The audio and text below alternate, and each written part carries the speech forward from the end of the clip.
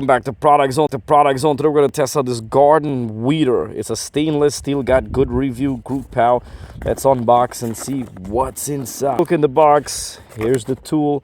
Got a little safety stuff right here. We're going to pull that out. So here's our beautiful tool right here.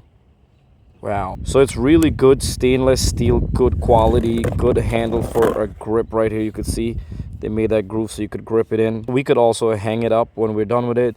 Got a nice little spike front for pulling out the weed. So we're going to put this to the test real quick. All right, so right here we got a weed. We're going to come find the root. If you could find the root, and then you just stick that in like that. And then we're going to come like this. Let's see. Oh, look at that. So pull it out right from the root, no kind of hole or anything right there, easy. With this hitting the ground, you could have just like ply it upwards, so it was easy. So it's good for crabgrass, dandelion, or anything. And when you're done, just wash it out. Simply wash it out or wipe it on the grass. Literally, it's done. It's good, man. It's a good tool. What I like though is not plastic or any kind of those cheap material. It's stainless steel, really good quality.